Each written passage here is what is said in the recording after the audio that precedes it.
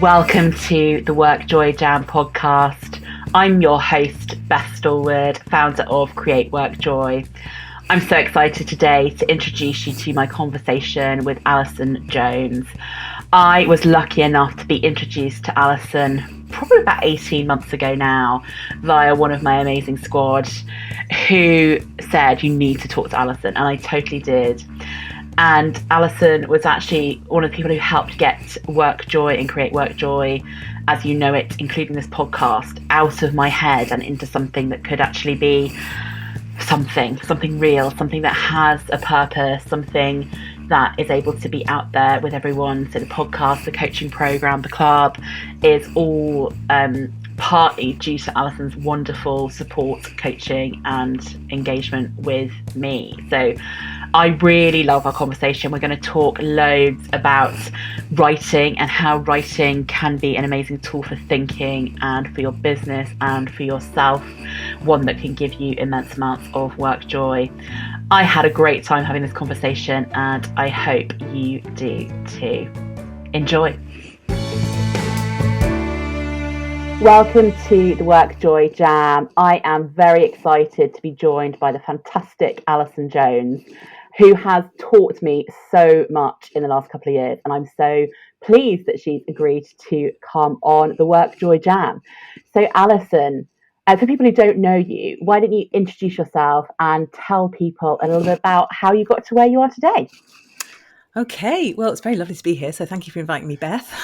I'm Alison Jones. I am the Director of Practical Inspiration Publishing, and I'm the host of the Extraordinary Business Book Club, which is a podcast, a community, a way of life. Oh, love it. And tell us a little bit about before you were in the world of your publishing company, which is amazing, and your podcast, which I love because, as you know, I'm a total book nerd. And the community and everything that goes along with it. How did you come to be in this world of publishing and in the world of books and everything about writing? So I've kind of been in publishing all my life, really. Seriously, literally out of university, straight into writing, and then book selling to sort of pay the bills. So that the two pointy ends of publishing, as I always say. So it was a very good grounding.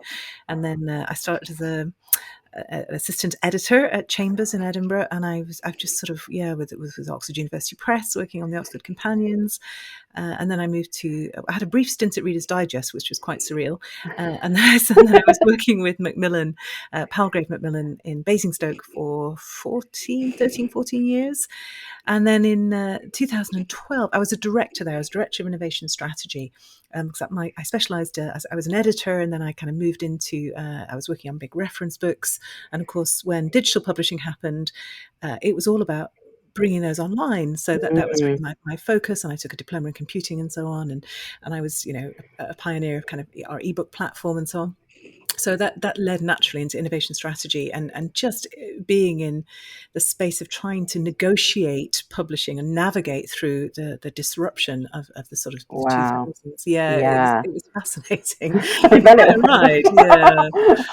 And then in 2012, as a director, I discovered that we were moving to London in 2014 because we'd been based in Basingstoke. And there's two things going on. One was that I had fairly small children at the time, and we were living in a lovely village in Hampshire. And I was like, I don't really want to live in London, never really have. And I'd managed an entire career in publishing with 10 months in London. That's pretty impressive in itself. Quite impressive, yeah. Publishing is very London-centric, or it certainly used to be. And then the other thing that was going on was I was like, I just feel like we're on the wrong side of history here. I feel like asking people to pay for discrete units of content, it feels a bit last century. And I thought the book was dying, honestly, even though that kind of broke my heart. So I made the decision then to jump, and I retrained as a coach. I had 2 years, of course, because I found out in 2012 and the move wasn't out until 2014. So I was very, very lucky. I had time to kind of process it all and think. Trained as a coach, decided I was going to leave publishing and become a business coach, a facilitator, a trainer. And all the people that I was working with as my practice clients, as soon as they found out I was a publisher, all they wanted to talk to me about was publishing their book. And I was like, oh, maybe the book's not quite as dead as I thought. so I kind of came back into it, but practical inspiration is what I call partnership publishing. It's like, do you know what? Publishing's changed, and it's a really quite a miserable experience trying to eke out, a viable business model off the back of selling bits of content for money, and if that's your only revenue stream. Whereas actually, business books are such a powerful part of a business. And so let's do that. Let's work together. We've got the publishing expertise, and I've obviously got a lot of the business coaching expertise as well. And let's try and see how this book can be an investment for you as a business, and really make the return on investment in the business. Obviously, the books that we want to sell as many books as possible, but actually, the return on investment is going to be in the business, and let's make that work. I love it. And, I'll share a bit for our audiences that Alison is one of the reasons why WorkJoy exists at all. And yay! And why the WorkJoy Jam podcast exists very specifically, because I went on one of Alison's incredible courses when I had this little germ of an idea about WorkJoy. And so at time of recording, I still haven't written the book. So I'll say that out loud. I'm still writing the book. I am in the process of making it happen. But actually, one of the things that came out of it was this idea about how to create a business around it, how to create more than just a book, which is where I started from. And I remember very clearly being on a call, I think it was, with you, and me going, I've always wanted to do a podcast. And you're like, you should do it. And I went something like, oh, but the tech scares me. And you're like, it's easy to do the tech stuff. And then I found out it was actually quite easy to do the tech stuff. And ta-da, we're now on nearly 40 episodes of the WorkJoy Jam. So thanks to you. Just brilliant. Just makes my heart so glad, because we find so many reasons not to do things, don't we? And we do. Actually, and technology is usually my one. Just do it. It really isn't that hard these days. And you say I haven't written the book like it's a bad thing. And of course, you do need to write the book, yes. But you don't necessarily need to lock yourself in a room and write the book as quickly as possible. I think that the period when you are researching, you're out there in public as owning the concept and connecting with people and talking about the ideas that will become the book. Yeah. That is such a rich, fertile period. Don't rush through it. Use every minute of it. And of course you need to write the book, but you don't need to it's not a race, it's much more about what that whole process can bring you. And so here you are doing the podcast, talking to the people, having the ideas, enriching the ideas. It's great. Yeah, and it's amazing, and I love it. So a massive thank you, first of all, for helping me get past my stupid hurdles, which were stupid, because actually once I started doing it, I was like, this is actually amazing, and I love it, and I would do it even if nobody listened to it, because I just love having conversations with fascinating people. That's, part of what brings me WorkJoy. So what I wanted to do when you were coming on the podcast is to talk to you about writing and how I know that it's a really powerful tool for actually thinking and for your business and for all of those kind of things. And I was just really fascinated for you to share some of your work and how, I love your story, this epic career in publishing, and then you're like, oh, that's not really what I want to be anymore. So I'll go and train to be a coach. And now actually I'm bringing all of this background in to bring it together into how do we do this for business books and make it work and use your amazing coaching skills and all of those things. I love it. Yeah, so I'm going to leave it open. I'm going to go which route should we head down first when we talk about writing?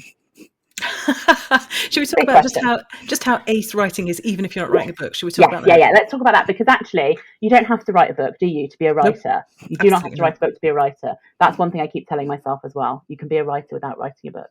So tell me all about how ace writing is.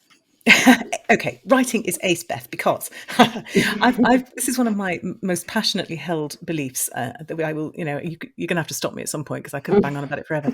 But I discovered free writing fairly late in life. In fact, it was a guest on the podcast, Orna Ross, that introduced me to it.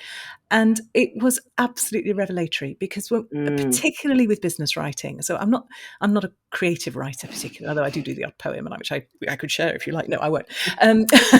But when we're talking about business writing, we're talking about stuff that you are writing for other people's consumption. You're writing to persuade or to convince or to explain your reasoning. It's all very much directed outwards, and your internal censor is on absolute full alert, and you want to create a good impression and all that kind of stuff, and all of which is necessary, but it's like the tip of the iceberg. And underneath that, there's the writing that you can do for yourself, which nobody seems to talk about or teach you about. So this is the messy, raw, exploratory stuff that you can do. And the way I do it, as you know, in Right Brained, which is an online course that I run, is to set yourself a timer and just write.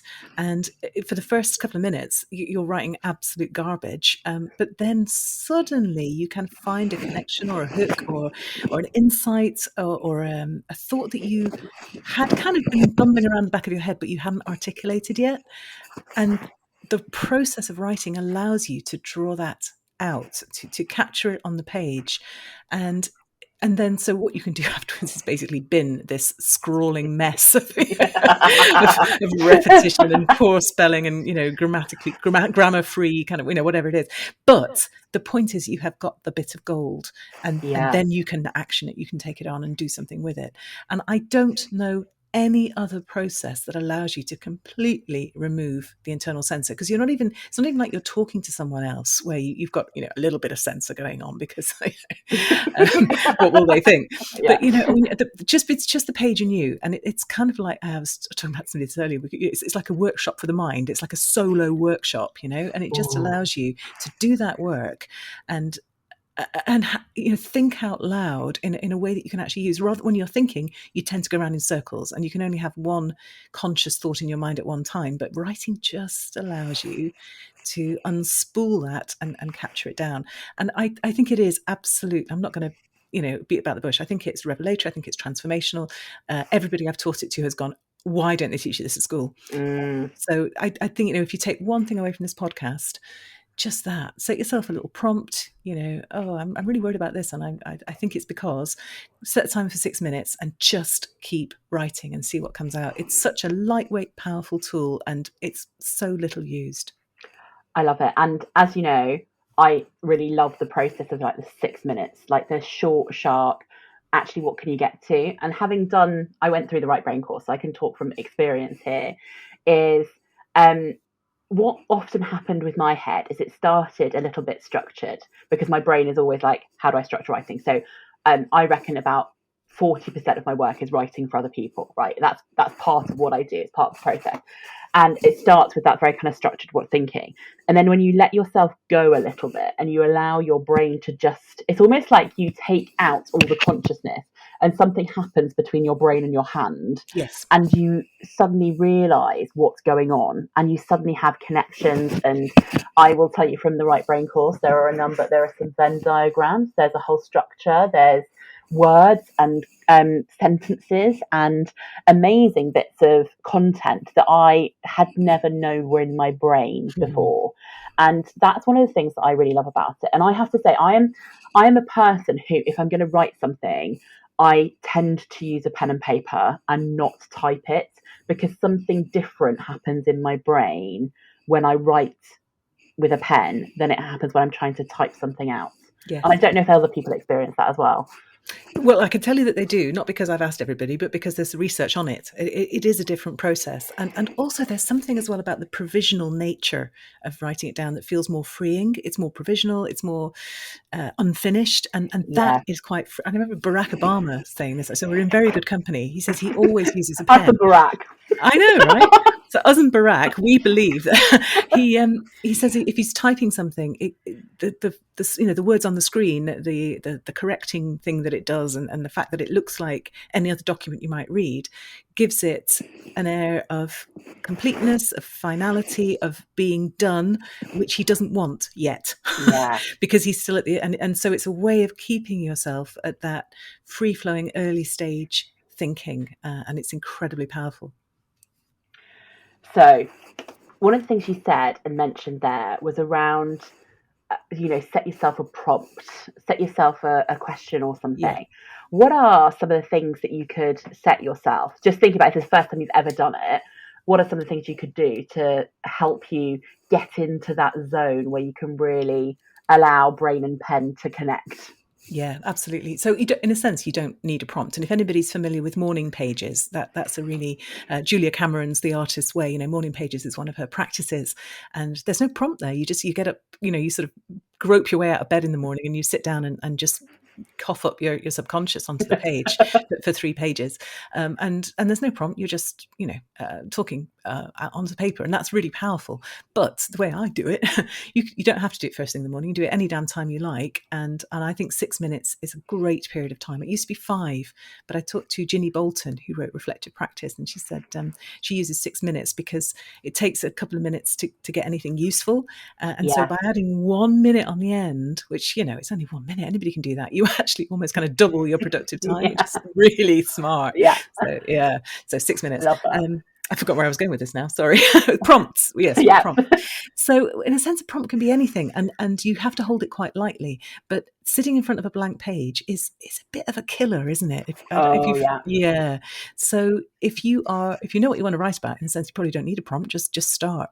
But a prompt gives you a toehold. It gives you just a little. I'm mixing my metaphors horribly here. It gives you a little sort of springboard to go off, and then once you're off, you can leave it behind. So your prompt might have been something like, I'm thinking about starting a podcast and I'm nervous and I think it's because. And that's a kind of invitation for you to reflect on this and sort of think about it. But actually, you might end up somewhere completely different. You might write and you think, well, actually, it's not the podcast that's the problem. It's the fact that I'm not clear enough about how I'm positioning this. I don't know what title to give it. So that and you're going upstream almost from that, and you're diagnosing the thing. So you can make a prompt out of anything, but I think a kind of ellipsis, the ... to encourage you to write is really, really helpful. But you can also use questions. So one of the things that we do on the Right Brain course, as Beth, is, one of the weeks is about inquiry or inquiry. There's a big debate in the course about how we say this. Yeah. I've settled on inquiry because inquiry seems to annoy people too much. It's inquiry with an I, not inquiry with an E. Yes. And to me, it sounds like a government inquiry, which is why I don't like it much. But anyway, I'm getting over it. But the thing about inquiry is being almost more conscious of the questions that you ask, because we are so good at smuggling in assumptions and telling and accusation and defensiveness and all kinds of unhelpful stuff into our questions. But when you're talking to yourself, of course, you can back off with the defensiveness and the kind of, trying to get your opinion across to someone else. And you can just ask really honest, open, vulnerable questions of yourself, because it's just you. And if you can't be honest between yourself and the pen, you've got some serious issues going on there. Definitely. And I think it's just about experimenting, but giving yourself a prompt just gets you out of the block, because the first minute or so are tough, and you think it's not really going anywhere, you're not really getting anything, and having somewhere to start off is a huge help. Yeah, I definitely find that the staring at a blank piece of paper for me is one of the worst, one of the most gloomy things. It doesn't give me much joy to sit and stare at a piece of paper, whereas answering a question or thinking about something or just writing a few notes down feels like progress, even if, as you said before, what you're writing down is absolute rubbish and that you're going to throw it away later, but it feels like you're moving somewhere. And I always think that one step further feels better than stuck, doesn't it? It feels like you're opening something up. It does. And I guess the other beautiful thing about prompts, particularly if they've been given to you by someone else, is that they start you somewhere different. Yeah. And that can be hugely valuable, because you're so used to kind of running around in your own formulation of an idea or the tracks that you don't. And if somebody gives you an external prompt that starts you somewhere completely different, that can jolt you into a new way of seeing a problem or a reframe or just, or just approaching it from a different angle, which can be hugely helpful. I remember 2 of the exercises on Right Brained, and I'm going to talk about that because I think other people will appreciate this, is one of the things you asked us to do, which I loved, but at first was like, what on earth is she talking about? And I was like, I'm just going to dive into it. Was pick a couple of objects that are near you and force a metaphor out of it. And I was sat at my dining table about 6 o'clock in the morning and thinking, I'm going to do this before I start work. And I was looking at a box of tissues and I was like, seriously, how am I going to talk about what I do in relation to a box of tissues? And then suddenly boom, I had a whole thing around how coaching is like holding space for people to be who they are and like take tissues out one at a time and understand and uncover. And it was like, I mean, it was better than what I've just talked about it when I actually wrote it down. Actually, that was one that was quite good. But I was like, how on earth did that work? But your brain has this amazing capacity to connect the dots and find a way and find a solution. And I would never have thought of that prompt before. And so that one was like, oh, I love this one. And then another one was like, I want you to do a Venn diagram. And I was like, oh, okay. And now that Venn diagram is definitely going in the book. It's going in my course. It's going in all kinds of things from a very rough, well, it started off very rough and ugly, and then I have to make it beautiful because I can't stand the rough and ugly stuff in the final picture. But I would never have gone, I need to write a Venn diagram about this particular thing. You said write a Venn diagram, and I linked it back to the thing I needed a solution for. So there's that external prompting, that's somebody giving you a different challenge to look at it in a different way. Yes. For me, even if you do have that moment, and I'm sure many other people have as well, like, where am I going with this? That's right. But I have immense trust in you because I've been on courses with you previously. I trust you. I know that you know what you're talking about. I'm just going to go with it. And then I'm like, oh, that's what it was all about. And you see, one of the beautiful things about forced metaphors is exactly what I was saying before about starting somewhere different, which gives you a new angle on something. But it also builds your sense of confidence in your resourcefulness, in your mental resourcefulness. Yeah. And I think that is hugely powerful. And I know quite a lot of, I mean, just being able to do that in itself is a great skill. It's mental fitness, isn't it? It's cognitive fitness, maybe is a better way of saying it. But also many people, like you've used the Venn diagram that's come out of it and you will be using it. Of course, you're tarting it up, but it's where it starts. Other people found metaphors that they are using to explain the way they approach a subject. And you never know whether it's going to be useful or not, but even the process of trying it out and building that skill of being able to think in a more flexible, creative way. And that's what it's all about. And yes, the last section of the course is all about visual thinking, because this is one of the great joys of doing all this stuff by hand, is that you can segue between drawing it out and writing it out. And those two are really different mental modes and complement each other so well. Yeah.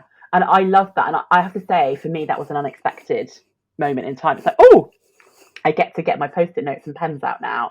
And as you know from working with me before, the minute I'm allowed to get my colour pens and Post-it notes, I am in my joyful, most happy place. Aren't you? Yeah. And I was like, oh, I don't just have to write. I can draw things and I can make it look pretty and I can, shine it up a little bit. As you say, I can tart it up. I love that. That's basically what I spend my life doing. Tarting stuff up.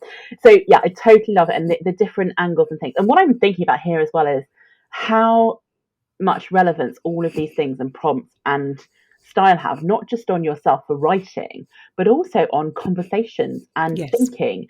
Because one of the things you said there about that flexibility and creativity and thinking about things differently, I don't know about you, but the people I work with, so many of them tell me, they literally say, I am not creative. And there's a big mental block there around, I am a kind of process person, I think this way, I am not creative, with a very probably narrow definition of what creativity is. But Absolutely. This really can open up your mind in a totally different way.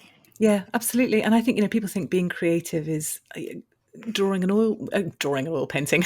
You can see how embedded in the art world I am, can't you? But they think about it as producing work that is fit to be performed, or put in a gallery or something. And that's not what we're talking about. We're just talking about the ability to see the world slightly differently and to express an idea in a way that makes somebody think about it in a fresh way. And I don't care who you are, anybody can do that. Yeah, definitely. And it's such a good way of getting all of those different things out of your head and actually building your confidence. And I one of the things that we haven't talked about is like one of the things that you go through is like what are those barriers, what's coming up for you, and talking about like the chimp model and all those kind of things around what's your chimp saying to you. And my chimp was telling me I'm not a writer, and how much of a block that had become for me, and really using writing as a way to get over the fact that I don't think I'm a writer, which seems like a very strange way of doing it, but it really I did actually find my confidence building, even though I was only writing for 6 minutes a day.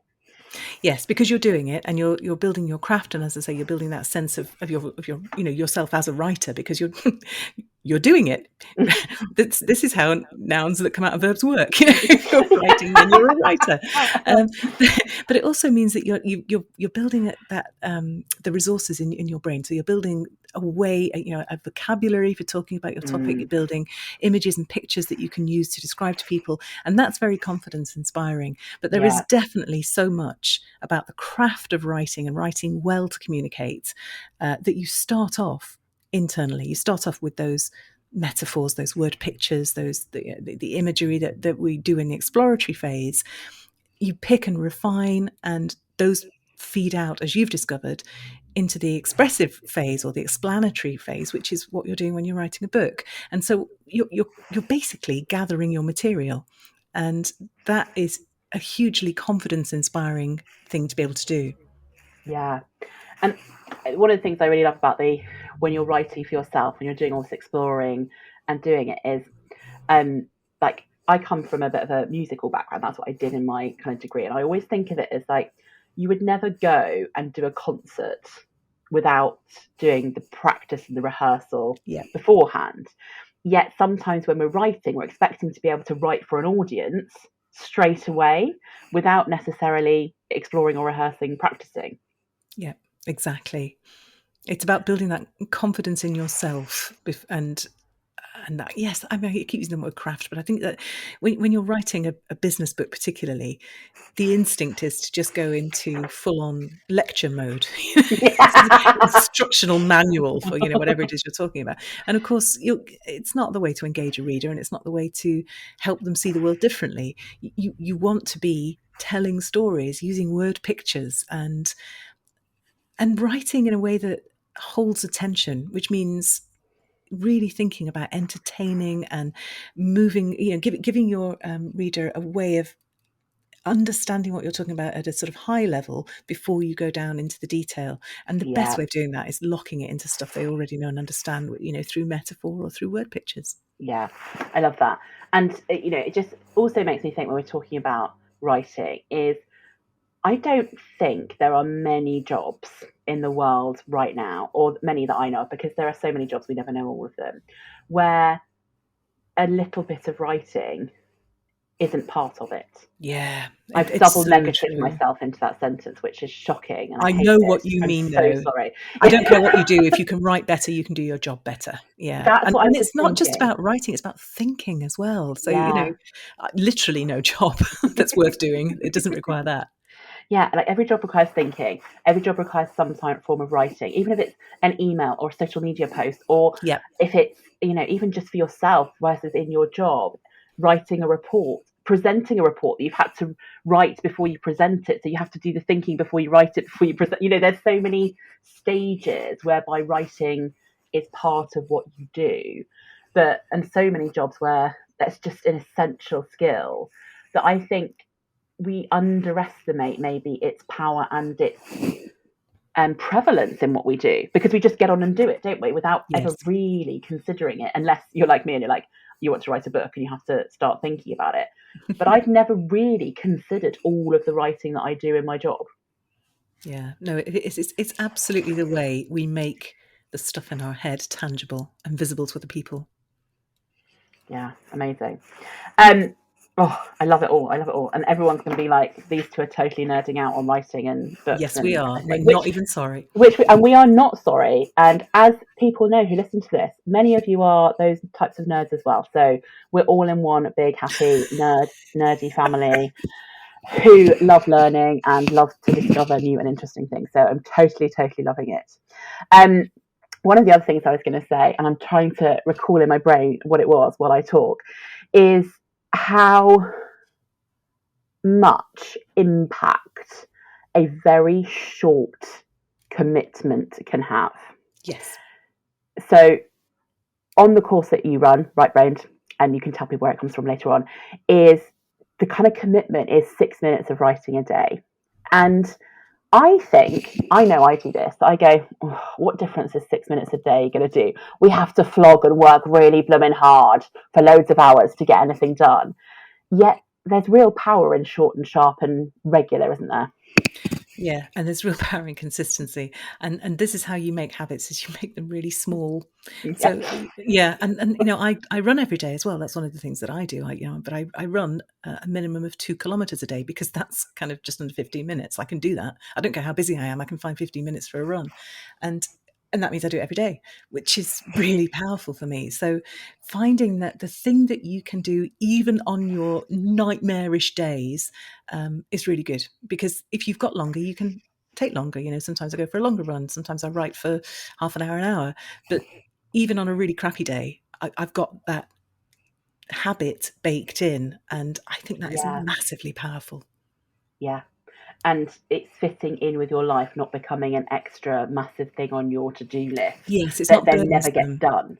Yeah, and also because when you don't do it, then you think, "Oh, I failed," and you get this massive sort of, loathing and Yeah. sort of, criticism of self, and, "Oh, Yeah. I've always failed." And it's just that is not what builds habits. What builds habits is the reward system in your brain. It's the dopamine. So when you do 6 minutes of writing, it's like, "Paching," Yeah. there's a little kind of, dopamine hit in your brain, and that just helps cement the habit in for next time because you're winning at it.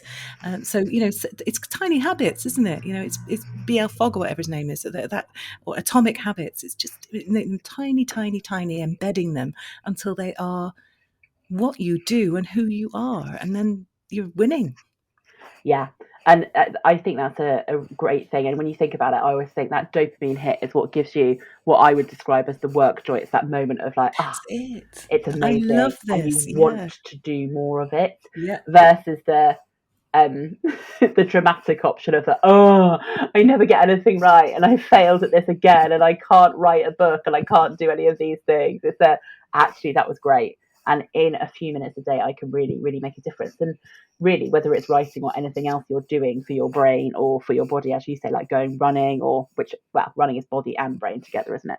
But absolutely. it's Yeah. that finding the easiest, simplest, smallest possible way to create a habit that then you would never not do. Yeah, exactly. And Another then double there will be negative. days when you can really run with it, but it doesn't matter because even if today is a useless writing session or a useless run or whatever, it's okay because it's just one day and tomorrow is another day. Yeah. And, that's, I think, a really important point that I haven't got to in my head, but I'm glad you have, is that if you're doing those little things every day, if you have a bad day, or if nothing comes of it, or if your prompt didn't lead you anywhere or give you the answers you were looking for, it doesn't feel like the end of the world because you haven't spent so much time getting Yeah. there. Yeah, exactly. And it's not a kind of all or nothing thing. It's like, well, that's fine. Tomorrow I'll try something new, and each day's learning. It's a wonderful phrase about writing, of course, which is that when you're a writer, a good day's a good day and a bad day's material, which is always really useful as well. I love that. Like the angst that you can build into your characters or your thinking. Oh, Exactly. I love that. Yeah, a bit of angst and trouble and stress and strife. Oh, But amazing. even for business books, even if you're not doing creative writing, the day where you realize you made this awful mistake and you brought your company to the edge of bankruptcy, that's going to be a story in a book one day. Yeah. Oh, so everything is content, isn't it? Exactly. It's all material. And if you're not writing, then you're just experiencing it and you can't process it. You can't create anything out of it. So I think even that kind of, I think, is it Julia Cameron talks about metabolizing life through writing, which I think is a great Ooh, metaphor. Yeah. oh, I Just like that. metabolize, because there's so much stuff that you're constantly experiencing every day, and writing gives you a space to kind of process it a bit and understand it and learn the learnings from it, and also lessen its power over you sometimes. Yeah, it's a great way of thinking about life. I love that as a Mm. metaphor for it. And it's also making me think as well that there's a big kind of, well, it's out there in a big way, isn't it? Journaling, as a way of helping people. And often it's seen as a self-care type of writing, isn't it? Journaling. But actually, if you don't subscribe to that theory of it, actually spending some time every day writing for business could be something that you get more excited about versus writing for stuff for yourself. Yes, I personally, yes. That's how I Yeah. feel. Yeah. I feel a bit like that too. It's like the journaling. I kind of like the idea of it, but I just know it's not going to happen for me. It's not really where I want to spend my time, because I get more excited about the stuff that's about work and about my business and about Exactly. growth and learning and stuff. So for me, writing every day a little bit about business stuff or around work, whatever you would call it, is much more joyful for me than sitting there self-reflecting. Yeah. Love it. Right. If it's okay with you, I'm going to move us on to some quick fire questions. Are you ready? I think so. Don't be too scared. They're not scary, but I hope they're not. So for you, Alison, personally, what's always guaranteed to bring you a little bit of work joy? See, had you say just joy without the work bit, I would have said my dog. Oh yeah, obviously. So there is like a hierarchy of, like, if you think about a pyramid, like hierarchy of needs, my dog sits at the top of my joy pyramid. So yeah, absolutely. for She is sure. just an unfailing source of joy, which is lovely. Yeah. And running is another. And running with my dog is like, ticks Okay. all the boxes. So we've got like number 1 and number 2 and joy together. Yes. Let's like What take brings it me down to the work next bit of joy the pyramid. specifically? Work joy specifically, yeah. One of the things that brings me huge work joy is the relationships within my team, who are ace, and I really, really love working with them, and they make me see things differently, and they make me be better, which is brilliant. And they're also different, which I love. And I love it when we get together and we have a proper good, full team meeting. That's one of my most joyful times. Oh, lovely. Yeah. Another thing, work joy is just that moment when you're working with an author and they are saying that they know exactly what they want to say in their book, but they haven't necessarily found a way of expressing it in a way that catches people's imagination and feels distinctive. And helping people get to that is just the best. I don't know a better feeling. And every time we have one of those conversations, I'm just like, this is the best job in the world. Love that. And still, work joy, getting an advance copy, sniffing it. Always just love that. Like total nerd out moment, book nerd. Oh, the smell of a freshly printed book. Oh, yeah. I love it. And that's why, people are all into their ebooks and stuff. I still buy real books because I just love the feel of them. I like to touch them. I like to smell them. I'm not precious. I use ebooks and I use audiobooks as well, but there is nothing quite like the thingness of a real book. It is great. I love an audiobook as well because they're so useful for when you can't physically read. And I often, actually, if I read a really good book, I'll listen to it as well because I get different things from a different way of experiencing it. Yeah, so I love doing both those things, and I love a book. But the smell of a book. I'm going to go and smell some books after this. I'm totally going to do it. Right. This is going to be a really hard question for you. And this is often a hard question for people on the podcast because they usually answer with about 4 different ones. So the question is, what book are you currently reading? I'm currently reading The Scout Mindset by Julia Galef. I'm not sure if I've pronounced her name right, which is great. So this is one of my summer reading list books for the Extraordinary Business Book Club. And it's great. And again, it's the power of the metaphor, isn't it? Like, Scout mindset, what's that? And she contrasts the Scout mindset. So when you're a Scout, you don't care where the river's supposed to be. What's important is where the river is. You need to have an accurate map. Whereas the soldier mindset is where we spend an awful lot of our time, which is about defending our positions or attacking other people's. So the Scout is just about finding what's true, and how do you spend more time in that mentality rather than entrenched, in a sort of soldier mentality. It's brilliant, really, really good book. I love. See, this is the thing. I set a rule a few years ago, which is whenever anyone suggested a good book, I would just go and immediately order it, and that means that I always have like 50 books I haven't read yet, and now I'm going to have to order this one. I love the idea of it, and also when you talked about the opposite, the soldier mindset, I was just thinking about all the arguments that go on Twitter. Yes, exactly. And it's like you're all in that mindset. No one's interested or curious to explore what's really going on. It's just, this is my opinion, and it's one way, and that's the only way. Yeah. Exactly. It could be the cure, couldn't it? Very needed book, yeah. Love it. Okay. Next question. What is the best or most useful bit of advice that someone has given you in your life that you always find yourself coming back to? It actually feeds directly into right brained, actually. Well, there's some stuff about scrambled eggs, but it's probably not so relevant for this. I mean, I do love a scrambled egg. Yeah, always put your scrambled egg pan in water immediately after you've taken the scrambled eggs out. That was a good one. But also, my boss a few years back said to me, we were in the middle of discussing some structural thing in the department, and I was making lists and writing things down, and he just turned his pad round landscape and started drawing it. And he said to me, I was 50 before I realised that if you draw a problem, you can solve it in half the time. I've never forgotten it. It's informed an awful lot of how I think and how I work, and it fed its way into right brained as well. I love it. It's such a great bit of advice. And actually, I'm looking at my notes here, and I have turned my page landscape so I can draw pictures while you talk, and I can remember what it is you said. You see, makes such a big difference. And interestingly, I don't know whether this episode will come out before or after. There is somebody else who gives that bit of advice as well about going landscape and see what happens. So really, really interesting.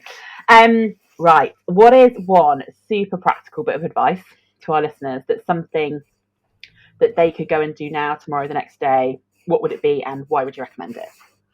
I'd say get outside whenever you can. I run every day outside, and something about connecting with the real world, getting wet or cold or hot. Yeah. And all of the above. All of the above, running off road wherever possible, forest bathing, running with a dog is just the best thing ever. But I just get outside. We spend so much of our lives in these artificial little boxes, and while you're in them, you forget that you're in them. And as soon as you get out and you see sky and horizon, it shifts your sense of what's out there and what's possible.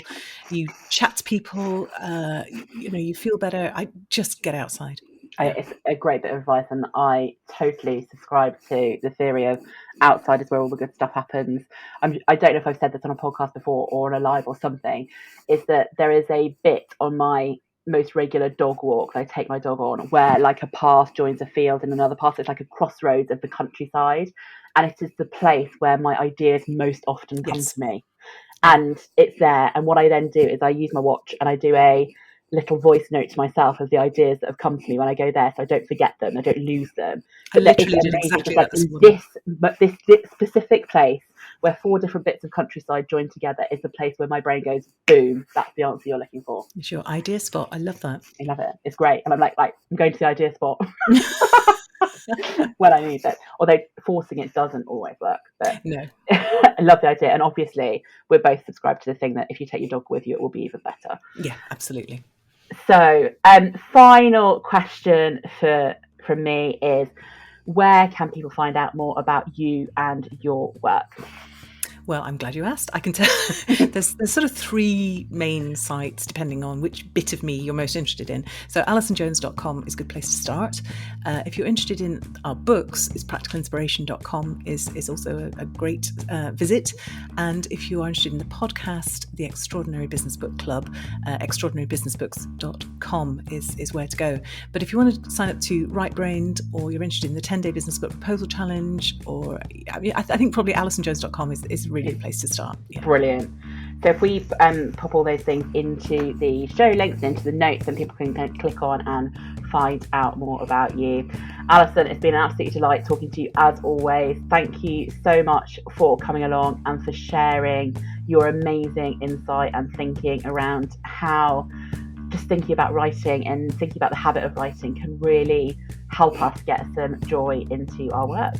Oh, thank you for having me, Beth. It's been a joy. Thank you. Thank you for listening to this episode of the WorkJoy Jam with me, Beth Stallwood, and Alison Jones. So many interesting things from Alison, and I don't think there is particularly one I could pick out. Thinking about some of these things around writing, about building the habit of writing, about letting yourself write without having to make it perfect or for a reason, just to let your brain be free via the power of your brain and your hand working together. The idea that you can do so much in 6 minutes a day, for me, is incredible, and it doesn't seem impossible when we think about it in that way. And I would really recommend you check out Alison and the Right Brain course if you're interested, or she has loads of courses about book writing if you're interested in that zone. Amazing support, amazing thinking, and thank you, Alison, for joining us.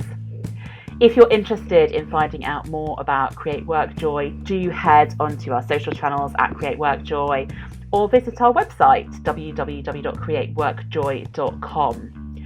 We have the coaching program. It's 16 weeks, the WorkJoy way. If you are looking to dive deep into your own levels of joy at work, if you're at a crossroads, if you're at a transition period, if you want to go from feeling a bit meh to feeling, yes, I can really enjoy the work that I'm doing, then that program might be for you. If you're looking for some inspiration and some collaboration and an amazing community, do come and join Club WorkJoy. We have amazing speakers every month. We have networking sessions. Every week you get to ask me questions and I will answer you. And there's an amazing community of people connecting with each other who are all in the business of creating more joy in their lives and in their work. I hope to see you on one of our events soon. Thank you.